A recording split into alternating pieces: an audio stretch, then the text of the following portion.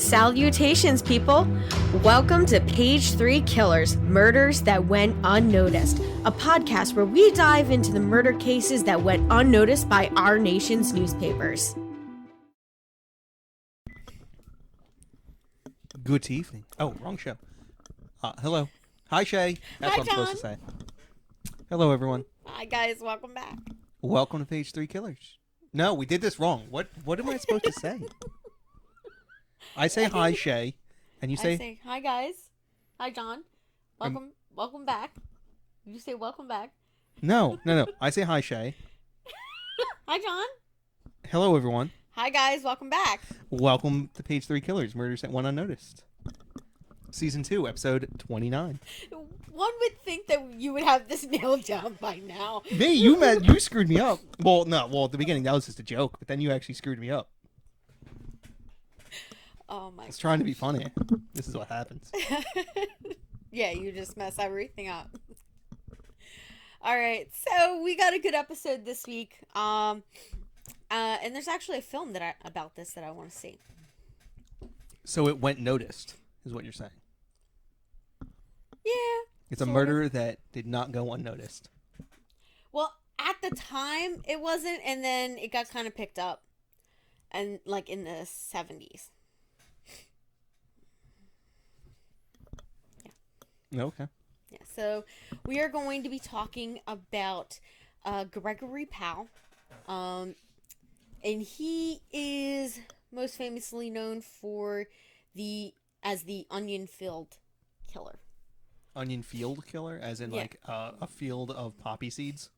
No. I don't know why I brought that up. I know why I brought it up, but... No, like actual onions? But I'm saying, like, a field. Yeah. Like, field full of grass. Yeah. But instead of grass, it's onions. Yeah. It's like Okay. a farmer's field. Well, it didn't sound like you said the word field. As you guys know, it's going to take place in America, okay? Specifically, I believe it is California. It says Los Angeles. Yeah. So. Yep. So I didn't want to give too much about the case until we actually get into it. But it is one murder. So and we'll get into this. Oh, way to ruin it for everyone, babe. What? Now they know someone has to die. I mean, that's kind of the parameter of this show. Somebody does have to die. No, we had the one where no one got killed. We totally had one. I'm gonna have to go back in our archives. Are you talking about the... It was Page 3 Killers, but no one got killed. The only thing that I know that somebody didn't die in, babe, was one of the minis. No, I'm gonna look back now. Which was the McMartin preschool mini episode that I did. But everything else, somebody died. Like, I could have swore we had one. nope. There's no possible way that there's one that did not contain a murder. Well, they were missing, so I think it was unconfirmed that they died. Well, that's several. Yeah, Cases have had somebody that was missing, but there was always another person that did die. Indefinite missing. Okay, you're just splitting hairs at this point. So before we go too far, just a huge shout out to our patrons. So huge thanks to Chelsea Hargrett and Stacey Fragale. Thank you guys for donating on Patreon. We appreciate you guys. If you guys out there want to support the podcast and help us make it better, you can always like, share, subscribe, or you can hit us up on Patreon. Link will be in the bio. So this case comes out of 1963. So we got some interesting news stories, out of that year. So I'll start off, and John will alternate. How about that? Yeah, if we have to. All right, so January 8th, we are going to start off with Leonardo da Vinci's Mona Lisa is exhibited in the United States for the only time, being unveiled at the National Gallery of Art in Washington, D.C. Of course, it would be in Washington, D.C. Well, it's kind of, they're in New York. Yeah. Well, I mean... Take it to the Met. Met's got some controversy right now going on. A very large portion of their collection at the Met Is fake. Is stolen or fake. I love it. Yeah. Like they paid millions of dollars recently. Well, not too recently. It was like in the late 2010s. Yeah. They paid a lot of money for an ancient artifact, and it turns out it is not real. It was faked. Yeah. So they got some controversy going on I right think now. they do a little bit of due diligence before buying it. Yeah. They just, I don't know, maybe they had a student got a little overzealous. But yeah. So you want to read the next one? Sure. In Camden, Tennessee, country music star Patsy Cline, who I did not know was originally named Virginia Patterson Hensley, Yep. is killed in a plane crash along with fellow performers Hawkshaw Hawkins. That's a heck of a name. Cowboy Copus and Klein's manager and pilot Randy Hughes. At least a normal name to I finish know, that right? out. Yeah. While returning from a benefit performance in Kansas City, Kansas, for country radio disc jockey Cactus Jack Call. Yep. I 100% did not know Patsy Cline that long ago. Yeah, really? My nan really liked her music. Patsy Cline was a baller. Yeah. She made country music cool. Yeah. I just remember doing drives down to Florida and having to listen to that CD replay for hours and hours. I couldn't and do that. Hours. It killed me. And then we were finally allowed to have iPods, and we didn't have to listen to mom and dad's music anymore, which is great. So on March 21st, the Alcatraz Federal Penitentiary on Alcatraz Island in San Francisco Bay closes, and the last 27 prisoners are transferred elsewhere at the order of the Attorney General Robert F. Kennedy. So why? Was it just old and decrepit? They were closing down the facility. And then after that they make it a national landmark. A few years after that. More importantly, the movie The Rock, starring. Oh yeah. What's his face? Oh my gosh. James Bond. Really? He was James Bond? Yeah. Robert Redford? No. Why can I? I you know what? I think I might be I'll thinking take of a the separate rapist. movie. The rapist for 400 Trebek. Sean Connery. Sean Connery. I'm thinking of a totally different movie. I'm thinking of the one with Robert Redford where he's in a prison and. Are you thinking it's not Shawshank Redemption? No. Oh my goodness. Yeah, I have no idea what you're thinking of. Oh, I'm not sure if he was like ex-military or something like that, and he gets put in jail, like, and it's just like real shitty. But he's like this real stand-up guy. It's not Shawshank because that guy did it.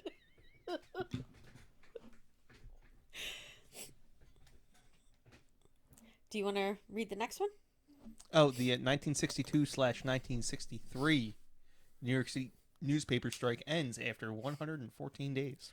Yeah, so basically a bunch of papers they striked in New York City. And they should have stayed stricken. Yeah. Whatever. All right. On April 10th, the U.S. nuclear submarine, oh my gosh. The Thresher. Thresher? Oh my god. Really? We had a sub named Thresher? Yes, every single person who has ever been on a submarine and or has learned about nuclear reactors in the Navy knows about the Thresher. Yeah. So that sinks 220 miles east of Cape Cod, and all 129 crew and yard personnel die aboard. And that was I believe 112 were actually crew. Now, I can't remember if this was the only nuclear submarine that sank. I believe this is the only nuclear submarine that has ever sank. Really? For the United States, yes. Okay. Yeah, because I could imagine there's a lot of submarines and boats just littering the ocean floor at this point. Yeah, they're all coral reefs and stuff. But we had, I believe, the USS San Francisco. That was the only other one that was close to sinking. That ran into an underwater mountain and somehow only killed one person. By the way, hold on. It ran into an underwater mountain at a head cavitate, which is the fastest. Oh, it's either full steam ahead or a head cavitate. Full speed ahead is the fastest you're supposed to go in a submarine. A head cavitate is the fastest a submarine can go. And only one person died? Only one person died as a result. If you look at the pictures of this submarine, you're like, no, there's no way only one person died. Because this thing Does it look like a freaking accordion? Yes. Oh my god. And only one person died as a result of being thrown across the room and whacking his head. Oh my god. Every single safety feature on that ship worked as intended, and unlike the Titanic. yes. Unlike the Titanic. Yeah. Supposed to be revolutionary, and it yeah, didn't work out too well. Nobody actually knows what happened to the Thresher, if I'm not mistaken, because at the time the communications were not like it's a submarine. Communications aren't exactly if they have ever found it. Great to begin with. Yes. Okay, so they did find it. I mean, I believe you would be able to track like the radiation. So hold on. I was just about to say they know where it is. Mm-hmm. They know. I don't believe anyone's been in it. Well, like they can't. It hasn't been recovered because of the radiation. Yeah. They don't. They actually do not know what's going on down there, because there theoretically is just a nuclear reactor that is in the bottom of the ocean at any time. It's not going to explode, but it theoretically could have just been running this whole time. It could still be running right now. There's enough well, I'm not going to get into it, but theoretically it could be running right now. Just chilling out in the bottom of the ocean, just a nuclear reactor just running. Now, I would like to listen to a podcast about that. I highly doubt it, just because of the maintenance involved. Like you're going to run out of like lubricating oil for your machinery. Yeah. But that's crazy. Like, you know what I just thought? Like, Ghost Submarine. But it sank, so, I mean, it's got too much water in it. It could never keep going. I was, like, thinking, like... No. Nothing like that. Yeah, just, like, the ghost ships that are just, like, floating in the ocean. And, like, people see them every once in a while. Oh, and no one knows what happened to the Thresher. One theory is that it was actually shot down by a Russian submarine. Oh, wow. Okay. And that it was just... never really talked about again. Like the Russians didn't confirm that it was shot down, and we never confirmed that it was shot down, and we were just like, "Yep, no, it just sunk. Just don't worry about it." Okay. But that's the one of the theories, that it was actually because we've never actually had a submarine get attacked, because again, they're all nuclear submarines. It's kind of a weird situation. Like, what are you gonna do? Blow up a nuclear submarine and then risk like a bunch of crap happening? You never know. Yeah, that's true. So the next one, babe, you wanna read this one about Martin Luther King on April 12th? Dr. King, Ralph Abernathy, and Fred Shuttlesworth, and others are arrested in Birmingham, in a Birmingham protest for a pardoning without a permit, or parading without a permit. Parading without a permit, yeah. Which I believe shortly after this, is it Robert F. Kennedy or one of the Kennedys writes a letter, or that was probably Bobby. Gets him released from that jail, so that on August 28th he can make his famous "I Have a Dream" speech. I think this is. I can't remember if this was the arrest where he wrote the letters from a Birmingham jail. I think it is. Yeah, they're really cool letters. Yeah. If you ever get a chance to read them. I mean, he's such an interesting, like, person. Like, we were just listening to a podcast. Or it was, it was a podcast, right? And they were talking about, whether they should respect him or not. And it was, like, a really interesting conversation. But, oh, yeah, because they were like, yeah. his marriage and all that, the trouble that he had, like. So what it was there was, it was Abba and Preach. They were critiquing another person's, the ladies' take on. That's right. These ladies were going off and be like, he was a philanderer and no one should respect him. He was a terrible person. He should not be. We should not have a holiday. And they're just like, lady, like. You can be a great person. You can be a great person. Yeah. Shitty husband. And a shitty husband. So ignore the husband part and celebrate everything else. Yeah, exactly. So, like, yeah, these ladies were just going off because they were feminists and they're like, he didn't respect women. Yeah, I thought it was an interesting conversation to listen to. And then I did like the commentary that the guys gave. So that was an interesting thing. Speaking of I Have a Dream speech. Yeah. You're up. Oh, right. So on May 2nd. No, you literally are skipping. I just said that he got out and delivered his speech on August 28th of I Have a Dream.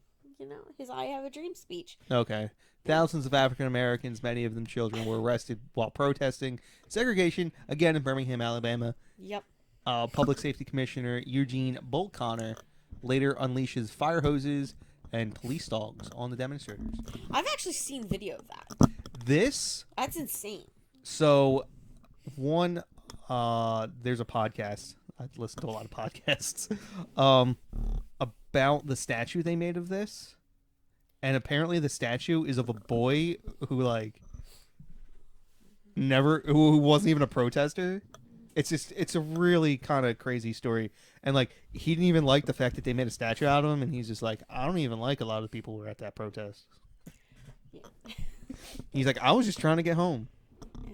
And then the dogs came after me. Yeah. So, next up, we have the October 31st, 1963, Indiana State Fairground Coliseum gas explosion. Now, 81 people die in a gas explosion during a holiday on ice show at the Indiana State Fair in Indianapolis. This is why I don't trust ice skating shows. Really? Okay. Never again.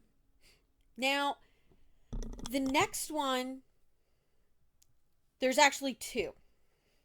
Okay? So I accidentally did not. Well, I did put it. It's down in the CD side. All right.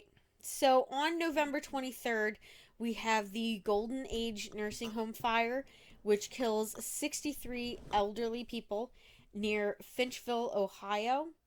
Now, this actually got overshadowed because the day before, John F. Kennedy was assassinated in Dallas. So, this didn't even make it nationwide because John F. Kennedy, that just took everything. So, nursing homes, speaking from someone who works in a lot of nursing homes on their fire suppression systems, they have some of the strictest, sprinkler and fire codes there is. Those people take that stuff serious. Yeah. So, I'm guessing this fire is one of the things that created a lot of those. I mean, well, 1963, it's well before anything. There was NFPA, but this is before an awful lot of the sprinklers were installed in buildings. You want to read our first CD side? Medgar Evers is assassinated in Jackson, Mississippi. His killer, Brian De La Beckwith, is convicted in 1994. Yeah. And is this Mississippi Rising? No, that's the 50s. Yeah. So this guy, Medgar Evans, Evers. He was working on part of the. Oh my gosh. Well, he was assassinated, so he was doing something important. It was Oh my god, I know exactly what it is, and it's on the tip of my tongue, and it's evading me. Civil rights movement. He was like a forefront player in the civil rights movement in Mississippi, and it got him killed, basically. It seems to be happening a lot. Yeah, in the 1960s it did. In the Deep South. Yeah. On September 15th is our next story. So the 16th Street Baptist Church bombing in Birmingham, Alabama, kills 4 children and injures 22. So now we're talking 4 months after the Birmingham Bull Connor incident. So. Yep. Yeah. So I mean, a lot of stuff was happening in the South around this time. I didn't even put half of the stuff for the civil rights movement that happened in this time period, but I picked out the ones that were kind of the worst. And then we closed that out on November 22nd with John F. Kennedy. Oh, JFK. Yeah. Yeah, I guess that's going to overshadow pretty much everything that's going on in the country. Yeah. I mean, and then the conspiracy theories just take over after this. Well, because it was Johnson who killed him. You really think it was Lyndon B. Johnson? I'm not saying Lyndon B. Johnson pulled the trigger. What I'm saying is Lyndon B. Johnson either knew about it and did nothing to stop it. You think it was CIA? Listen, Jack was... He became president on the backs of his good looks. And then he started getting a little uppity and hiring his brother in some high-ranking positions. So I think there were people who may have known that it, at the very least, knew that something was afoot, and kind of blinked. Yeah. And was like, "Oh, I didn't see it." Yeah, because I kind of find it hard to believe that those buildings weren't locked down so tight. That... And Ruby was a paid assassin. Yeah. Jack Ruby killed Oswald. Yeah. Yeah, he was a paid assassin. Oh, yeah. Okay. Now, I thought we were done. I actually had one more CD side. On December 8th, Frank Sinatra Jr. was kidnapped at the age of 19 on December 8th, 1963, at the Harris Lake Tahoe from his room 417. He was released 2 days later after his father paid a $240,000 ransom demand. The equivalent of $1.8 million In 2013. So probably over $2 million.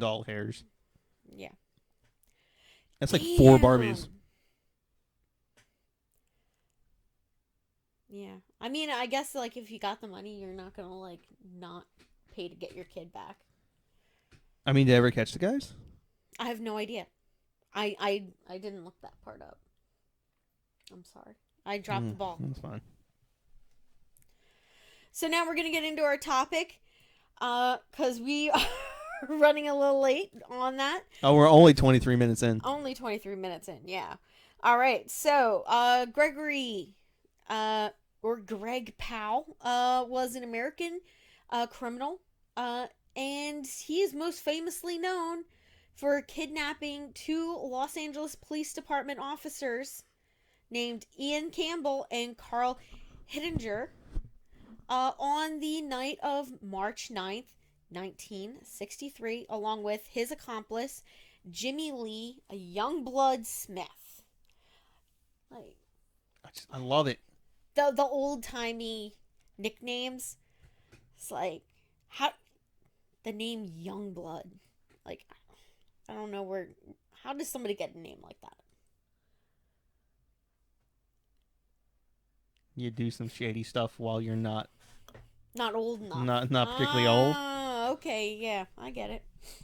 All right.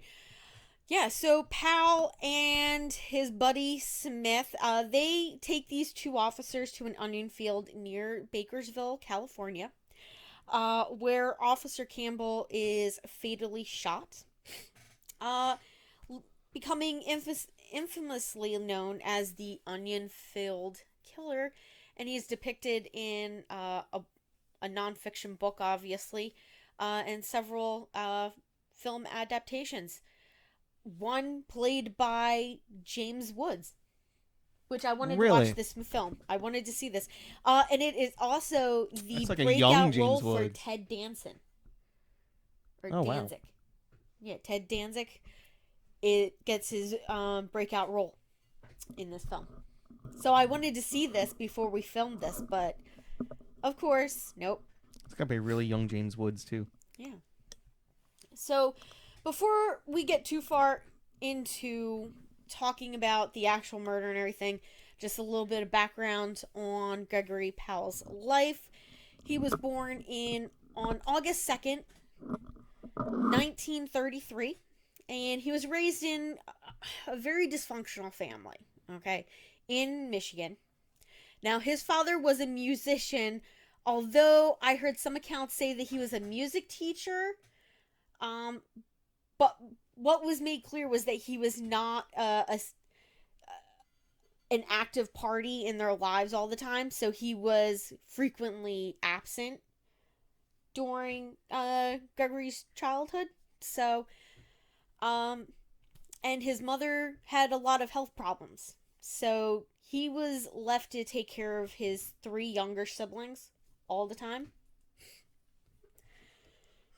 And at the age of 15, he decides he's going to run away from home, and he hitchhikes his ass to Florida. Now, in Florida, he meets a Catholic priest there, and they start up a bit of a sexual relationship. As Catholic priests are wont to do. Yeah, obviously. Now, at the age of 16, he started his life of crime by stealing money and a car from his sister. Then at 18, he stole another car in Michigan, which he served a short prison sentence for. Now, he was released from prison at the age of 20. And at this point in his life, after he and his family moved to California, Gregory underwent a craniotomy or a Optomy at Vacaville Medical Facility to remove a brain tumor. Now, after that, Gregory was frequently in and out of prison, basically for the rest of his life. By the time he was 29 years old, get this, he had spent 10 years of his life behind bars. 10 years out of 29. That's crazy. Now, he was officially paroled in May of 1962. So, literally not very long before this murder happens. Now, Gregory Powell worked as a thief and often robbed liquor stores. He was known to work as a gay hustler, which I had to look this up because I wasn't exactly sure, because I'm like, oh, he was a hustler, like, I guess cards? And I'm like, but what does that have to do? No, it's a male prostitution term. So I had to look that up, see how embarrassing that is. You just have to find stuff to play with, don't all you? the time. Now, as of January of 1963, Powell had been responsible for a series of armed robberies in the Las Vegas area. And at the time of the kidnapping, Powell and his partner were residing in Boulder City, Nevada. So, at 10 p.m. on March 9th, 1963, is when our case is really going to hit off. Okay, so Gregory and oh my gosh, what's his name? Youngblood. Yeah, Youngblood. Jimmy Lee Smith. They are in They're in the Hollywood area. All right, so they're driving around now. LAPD officers Ian Campbell, who's 31 years old, and Carl Hettinger, I believe that's how it's pronounced, age 28. They were riding. I had some accounts said an unmarked police vehicle. One or two said that it was a marked police vehicle. I think it's an unmarked because that's what it said in the book. They were patrolling the Hollywood area in an unmarked police car when they saw a 1946 Ford Coupe with Nevada license plates at the corner of Carlos Avenue and Gower Street, and they decided to pull it over for an illegal U-turn that it made. Now, the car contained two suspicious-looking men, so they were like, okay, yeah, this seems a little shifty, a little shady. So, unfortunately, the two officers were not aware of who they were pulling over, which was obviously Gregory Powell and Jimmy Lee Smith. And they had recently just committed a string of robberies and were armed. They had pistols tucked into the waistband of their trousers. And according to Powell, and this comes, I believe, from his testimony, or when they questioned him, he said, when the officers stopped our car, we had our guns ready. Now, after Gregory Powell was ordered to get out of the car during the traffic stop, he disarmed Officer Campbell, by pointing a gun at his head and threatening to kill him. So, Hittinger did not put down his gun until Campbell told him to do so. Now, with Smith's help, Gregory Powell abducted both officers and forced Campbell to drive them north from Los Angeles on Route 99 to an onion field in Bakersfield.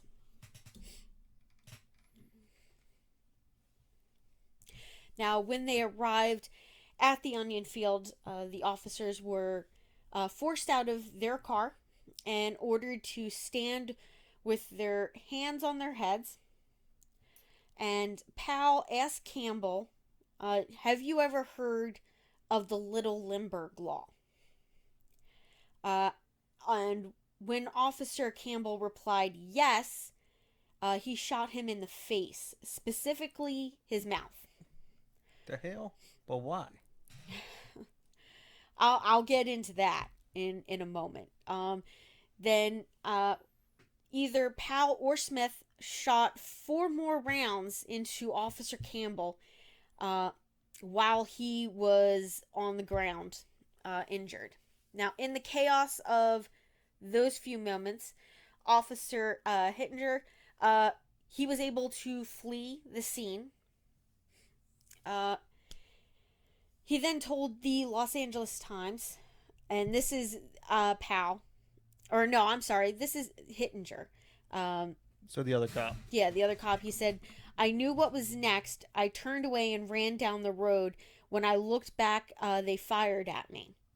Now, because it was cloudy that night, that sort of helped him get away a little bit, because they, I guess, were terrible shots.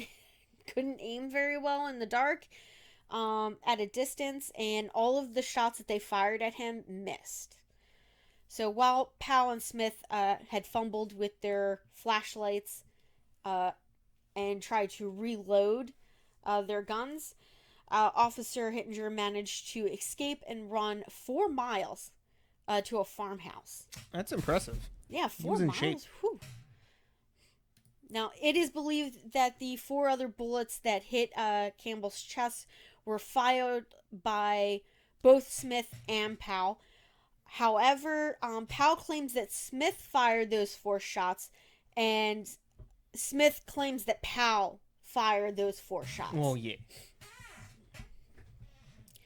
Now, the lead LAPD investigator on this case was Sergeant Pierce Brooks, so he did like all the major investigation on this. So Powell was arrested a few hours later by CHP officers after attempting to escape via a stolen car. Now, although Powell was armed at the time of his arrest, he did not resist. Smith was arrested the next day. And the killing occurred primarily because Powell assumes that in the kidnapping of the officers alone already constituted as a capital crime under the state's Little Limburg law. So after the death and abduction of the Limburg baby, obviously, there was a law that was passed, and to somebody that doesn't know law, it did seem like in the act of kidnapping was considered a capital crime and was punishable by death. Just kidnapping alone. So he figured, well, if I'm going to, get in trouble for kidnapping these guys, I might as well kill them. It's one of the reasons to be against capital punishment altogether. It kind of creates a zero sum, or not zero sum, but like a no out situation for them. Yeah, and I guess his thought was that if he killed them, there was nobody to say that he did it, kind of thing. And if nobody found their bodies and there wasn't enough evidence to prove that they did it, he could probably get away with it. Now, however, his interpretation was wrong, and under the Little Limburg law at the time, kidnapping became a capital crime only if the victims were harmed or if a ransom was demanded. So if he had just let them go, he could have just walked away.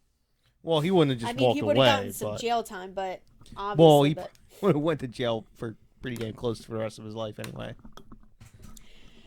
Kidnapping 2 police officers is not going to be punished lightly. Yeah, and today, in California, kidnapping is punishable by life imprisonment, either with or without the possibility of parole, depending on the circumstances. Yeah.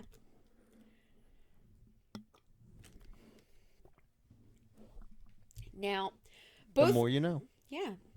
So now, let's talk about the conviction and everything. So both suspects were convicted of murder and sentenced to death in November of that same year for the murder. Now, in July of 1967, Powell was granted a second trial. Once again, he was convicted and sentenced to death again. So he received basically 2 back-to-back, well, I mean, not 2 sentences, but he received the same sentence twice. Now, their death sentences were vacated when the California Supreme Court ruled in California versus Anderson, and that was 1972, that California's death penalty was cruel and unusual punishment, and they therefore took it off of the books. So, on September 4th, 1963, oh my gosh. Yeah, no. That was actually supposed to go. Some of my things got mixed up. Yeah, so later that year, Powell unsuccessfully attempted to escape from San Quentin State Prison with 3 other inmates. Then, in 1968, he attempted to smuggle guns into the Los Angeles County Jail. In 1969, he attempted to escape the recreation room at the Los Angeles County Jail. By 1972, His sentence had been commuted to life when the state declared the death penalty unconstitutional. See, that's where you're supposed to put it, babe. Yes, and that's where I was supposed to put that one line. Yeah. So, you think he would just be happy not to be going to the electric chair, right? No. Yeah, no. He wants out of prison. So in April of 1982, I mean, he's been in there for what, almost 20 years? So following the release of Powell's accomplice, Jimmy Lee Smith, from prison, Valerie Campbell, the daughter of the slain officer Ian Campbell, reached out to John Mancino, and he is the founder of Citizens for Truth. All right, so this already sounds sketchy. No, actually. They are an organization that had recently led a successful petition effort to rescind the parole date of Sirhan Sirhan. Yeah, Sirhan Sirhan. He killed Bobby Kennedy. Yes. I had that there, babe. Oh, yeah, it's just one of the coolest names in history. Yeah. Sirhan Sirhan. Now, so Powell was originally scheduled to be released from prison on June 13th, 1982. So John Mancino drafted a petition to have his parole rescheduled. Or his parole to be rescinded. And Valerie Campbell helped. They collected 31,500 signatures in just 3.5 weeks. The petition was submitted to the California Board of Prison Terms, along with 7,000 letters from people expressing that they did not want him released from prison. So Powell was unable to obtain an order of release from Solano County Superior Court Judge. No, he was able. Oh, he was able to receive that from the County Superior Court Judge Ellis Randall. Now, however, John Mancino was able to submit a legal brief to the First District Court of Appeals in San Francisco, ordering Powell to remain in prison. Now, the case then went to the California Supreme Court, where Mancino and his group prevailed. Powell's lawyer, Dennis Riordan, blamed it on a February 1982 TV airing of The Onion Field. That'll do it. Yeah.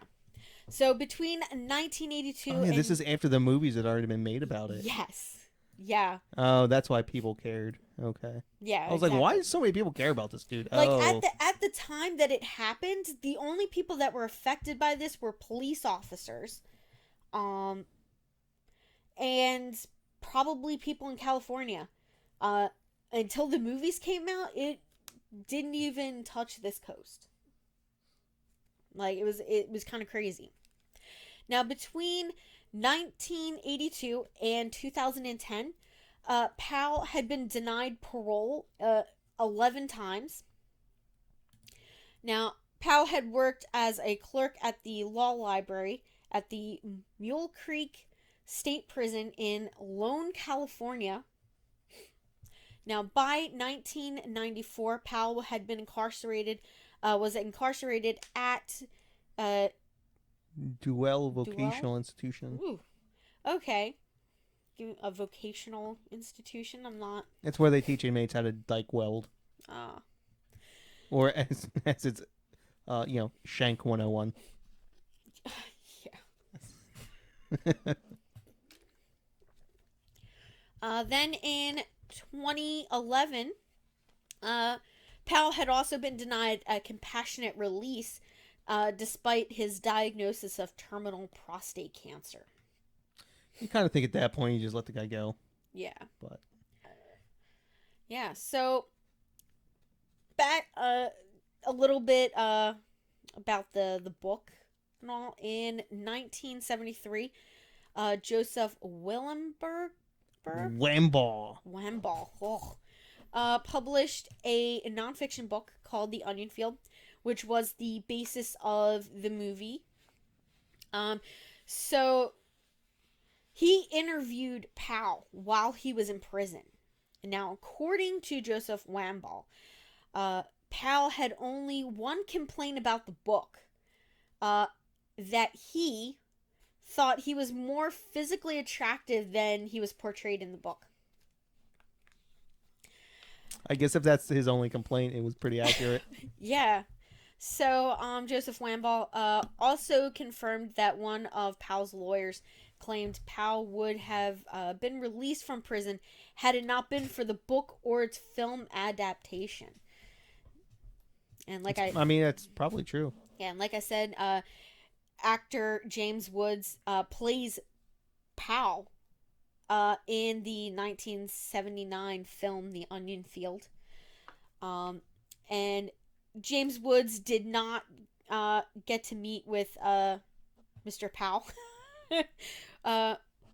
when he was preparing his role. And he was nominated for a Golden Globe for that film.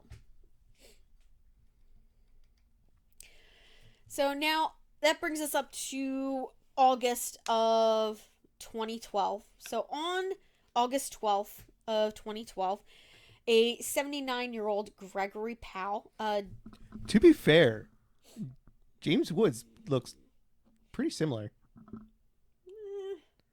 Yeah. I mean, James Wood, he's not particularly attractive, so I don't know what the guy's complaining about, but... Well, he said he didn't like his portrayal in the book. He thought he was... That's what I'm saying. Like, he's got nothing to complain about. He's not like... He doesn't look like James Woods. Yeah. Well, he, like... All of James Woods' attractive features, he lacks. Yeah. But other than that, they actually have a fairly similar profile and face. Yeah. So, on August 12th of 2012... a 79-year-old Gregory Powell died of prostate cancer at the California Medical Facility in Vacaville. Where are we at? Right here, babe. Vacaville. Yep. That's how you pronounce that. California. Now, he died.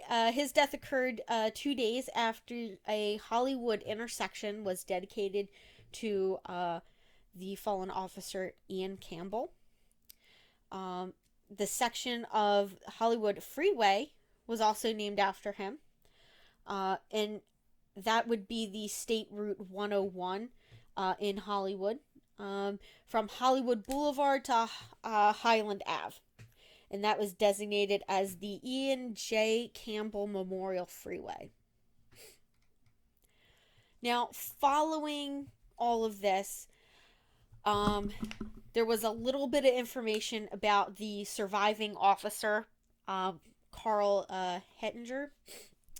So now he managed to escape, but his fellow officers kind of looked down on him after that, because he ran and left the other officer there. Although if he had stayed, he was going to die. So he suffered severe emotional trauma for both the initial incident and the following treatment that he received from the Los Angeles Police Department. Now, eventually, a police officer training video was made using his experience as an example of what not to do when stopping and approaching a vehicle. So, Carl Hettinger was forced to resign from the LAPD in 1966 after being accused of shoplifting.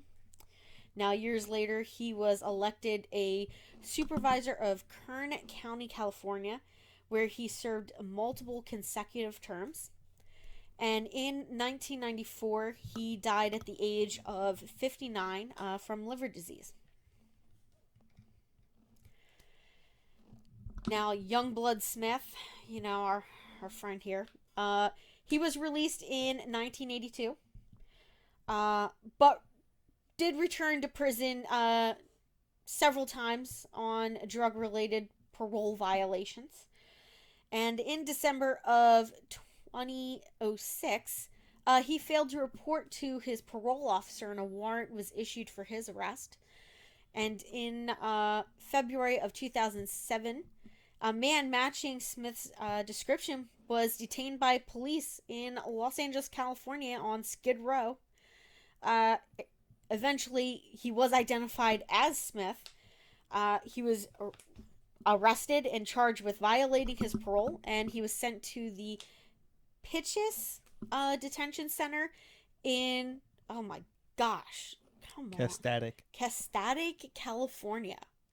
Now, on April 7th, 2007, while in the facility, he died of a apparent heart attack at the age of 76. I mean, at that point, the guy was... I don't know. That seems like a lot of resources to detain a 76-year-old man. Yeah.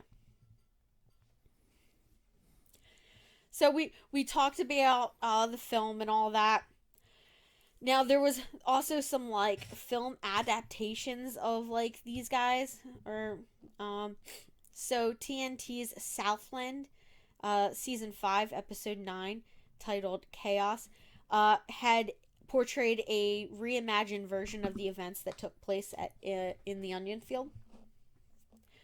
And then the Adam 12, or the Adam Episode 12, Killing Ground, was based on this incident.